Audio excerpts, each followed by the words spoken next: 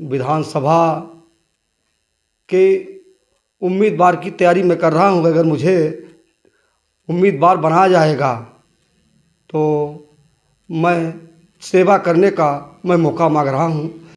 अगर भारतीय जनता पार्टी आगामी विधानसभा चुनाव में अगर आपको उम्मीदवार घोषित करती है, किन मुद्दों को लेकर के आप चुनाव लड़ेंगे? यानी अभी आप आश्वस्त नहीं है कि टिकट आपको मिलेगा ही। आप ऐसा कहां पर उपेक्षित हुए कि आपके मन में ये भावना जागृत होने लगी कि मैं किसी दूसरी पार्टी में जाऊं, लेकिन आप कतिपय कारणों नहीं जा पाए? अगर आप आगामी समय में मान लीजिए कि अगर आप विधायक बनते हैं, सबसे पहली प्राथमिकता आपकी क्या होगी? नमस्कार, आप देख रहे हैं प्रथम न्याय न्यूज। और सिहावल विधानसभा के साथ साथ पूरे मध्य प्रदेश में चुनावी साल शुरू हो गया है और इसी वर्ष अक्टूबर नवंबर में विधानसभा का चुनाव संपन्न होगा। और नया साल लगते ही जितने भी भारतीय जनता पार्टी के प्रत्याशी हैं वो चुनावी मैदान में उतरने को आतुर हैं, क्योंकि भारतीय जनता पार्टी के द्वारा कब और किसको टिकट दे दिया जाए यह किसी को मालूम नहीं है। वर्तमान में यदि देखा जाए तो 17 से 18 ऐसे व्यक्ति हैं जो उम्मीदवारी के लिए ताल ठोंक रहे हैं और मैदान में आ रहे हैं। ऐसे ही हमारे बीच में भारतीय जनता पार्टी के कार्यकर्ता जो पूर्व में जिला कार्य समिति के सदस्य रह चुके हैं, घनश्याम दास गुप्ता उर्फ बच्चू जी, जिनसे आज हम उनके भारतीय जनता पार्टी के किए गए कार्यकाल को लेकर और उनकी उम्मीदवारी को लेकर हम बात करेंगे कि उनका अपनी दावेदारी को लेकर के क्या कुछ कहना है। आपको नव वर्ष की और आगामी मकर संक्रांति की बहुत बहुत बधाई। आपको भी मंगलमय हो और मेरे तरफ से बधाई आपको भी मिले। मैं भारतीय जनता पार्टी का जो कार्यकर्ता हूं और विधानसभा के उम्मीदवार की तैयारी मैं कर रहा हूं। अगर मुझे उम्मीदवार बनाया जाएगा तो मैं सेवा करने का मैं मौका मांग रहा हूं कि मुझे भी सेवा करने का मौका दिया जाए, क्योंकि भारतीय जनता पार्टी के कार्यकर्ता के नाते उम्मीदवार जिताई जा रही है। बच्चू जी, यदि सवाल की ओर चलें तो लगभग ये देखा जाए कि आप कितने वर्ष भारतीय जनता पार्टी में अपना समय व्यतीत कर चुके हैं? हम लगभग 27-28 वर्ष से भारतीय जनता पार्टी का सदस्य हूं और मैं सेवा का भाव से लेकर के और भारतीय जनता पार्टी का मैं सेवा कर रहा हूं। और इतना ही नहीं, जितना यथास्थित संभव है मैं हर काम के लिए कि किसी को कोई परेशानी न हो, जो मेरा स्तर है और जो मैं भारतीय जनता पार्टी जुड़ा हूं और जुड़ने के नाते हर व्यक्ति का सम्मान करना चाहता हूं, उसके कठिन से कठिन कमजोरी में साथ देना चाहता हूं। मेरा यही उद्देश्य है। अगर भारतीय जनता पार्टी आगामी विधानसभा चुनाव में अगर आपको उम्मीदवार घोषित करती है, किन मुद्दों को लेकर के आप चुनाव लड़ेंगे? हमारे क्षेत्र में बहुत कुछ कमियां, चूँकि पूर्व से ही कई बार निरंतर कांग्रेस के विधायक रहे और मेरे क्षेत्र में बहुत सी कमियां हैं। बहुत कुछ कम समय मिला जो भारतीय जनता पार्टी भी माने 5 साल के लिए आई, पर वो सीखने में ही लग गया, काम कर नहीं पाए और कमियां इतनी रह गई कि हर क्षेत्र में देखता हूं कि कहीं न कहीं काली काली सड़कें और हर एक तरह से जो है तो विकास हुआ है। और मैं जब अपने क्षेत्र को देखता हूं तो मेरा क्षेत्र सूना पड़ा हुआ है।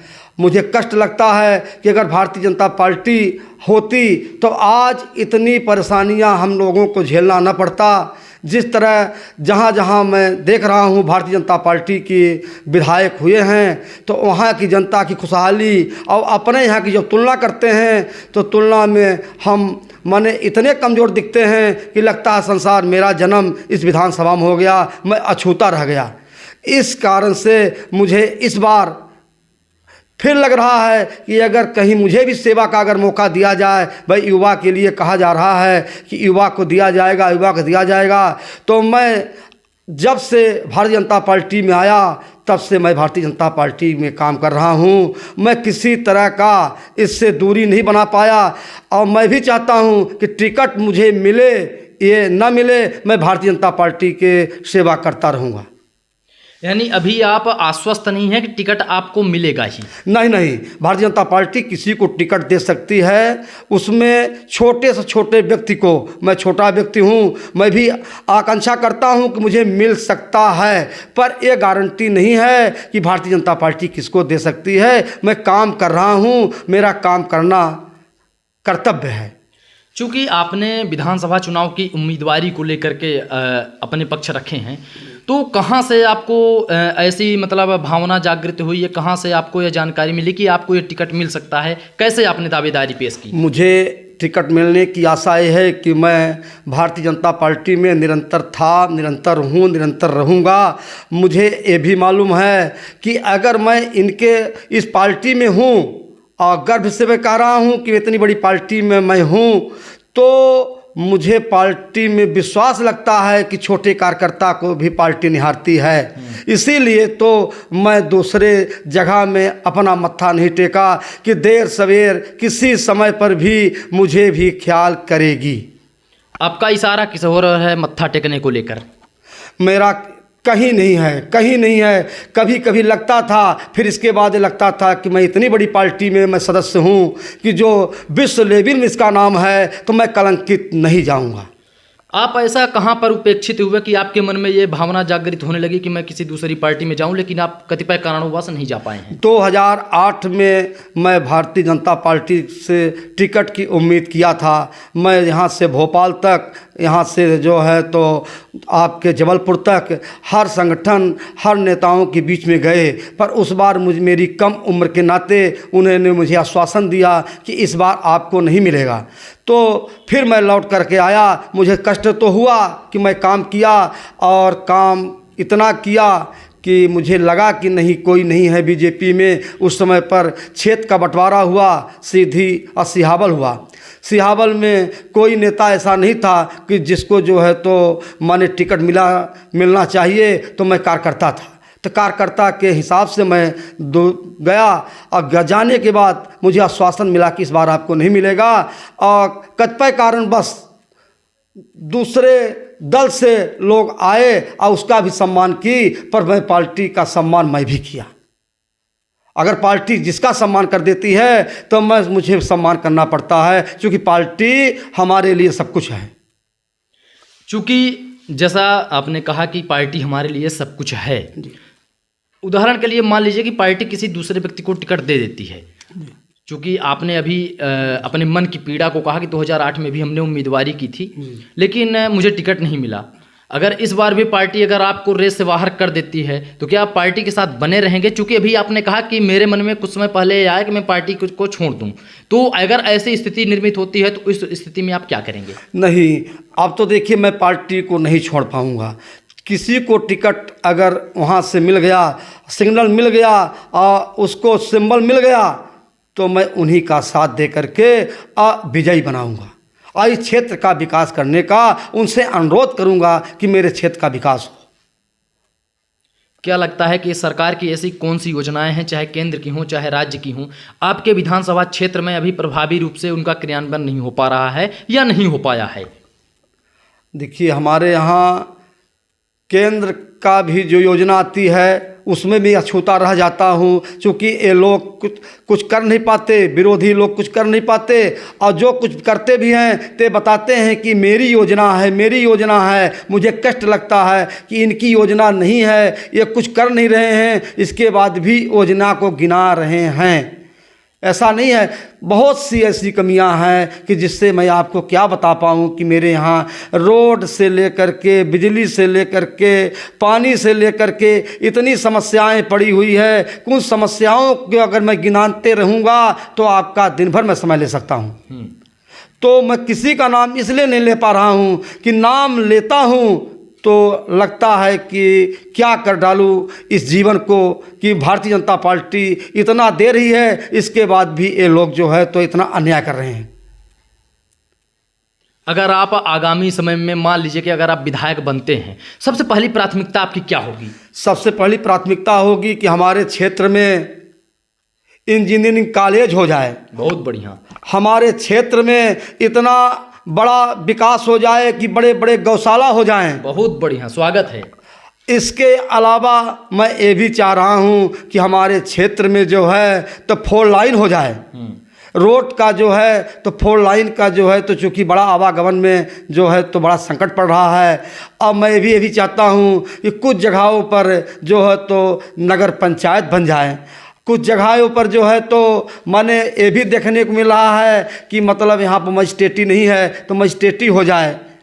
कुछ जगहों पर जो है तो अभाव है कि छोटे छोटे जगहों पर जो है तो कहीं न कहीं परेशानियां देखनी पड़ रही है हाट बाज़ारों में। और इसके बाद जो है तो कहने का मतलब ये है कि जैसे मान लीजिए पानी के अलावा जैसे किसी जगह पर बस रुकी और उसके अलावा वहाँ पर सुलभ कॉम्प्लेक्स नहीं बना है, तो ये भी मेरे दिमाग में है कि छोटी छोटी चीज़ को लेकर के भी मुझे ध्यान आकर्षण करा पड़ना पड़ रहा है। क्योंकि जनता को सुविधाएं ही तो देना है। जी जी जी, जनता को सुविधा देना है और जनता सुविधा चाह रही है और सुविधा हमारी सरकार दे भी रही है।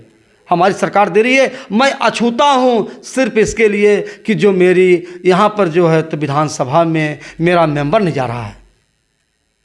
यानी भारतीय जनता पार्टी का विधायक नहीं होने की वजह से योजनाओं का क्रियान्वयन और योजनाओं का लाभ लोगों को नहीं मिल रहा है। एक भी लाभ नहीं मिल रहा है। लाभ तो क्या, जो लाभ आ भी रहा है उस लाभ को कहीं न कहीं इतना दूर रख रहे हैं कि हम लोगों को बड़ा इसका जो है खेद लग रहा है कि कैसे कैसे कैसे कैसे उन लोगों को बताया जाए। मैं शिविर लगा करके मैं हर जगह जो है तो कहीं न कहीं लोगों को इकट्ठा कर करके जा करके मैं बता भी रहा हूँ कि ये योजना मेरे केंद्र सरकार की है, ये योजना मेरे राज्य सरकार की है और ये योजना इनकी नहीं है। इसके बाद भी ये बताते हैं कि मैं जो है ये करा रहा हूँ, आपका ये जो है IRD में मैं नाम लिखा रहा हूँ, आपको जो है तो गल्ला में दिला रहा हूँ। इनको ये नहीं मालूम है कि आज जितनी भी योजना चल रही है वो केंद्र और राज्य की है, हमारे मोदी जी की है, हमारे शिवराज जी की है। आगामी चुनाव को लेकर आपसे आखिरी सवाल है, आगामी चुनाव को लेकर आपकी क्या तैयारियां चल रही हैं? हमारी तैयारियां चल रही है कि मैं गरीबों के बीच में जा कर के उनका जो कुछ परेशानियां हैं, जैसे कंबल बांटना, कम्बल को देना कि कम्बल अगर मैं उनको दे दूंगा तो वो जाड़े के ठंड के महीने से उनका बचाव हो जाएगा। इसके अलावा ये भी तैयारी है उनकी समस्या क्या है, ज़मीनी है और ज़मीनी है तो मैं उसको जा कर के ज़मीन के स्तर पर मैं इसको निपटा पा रहा हूँ।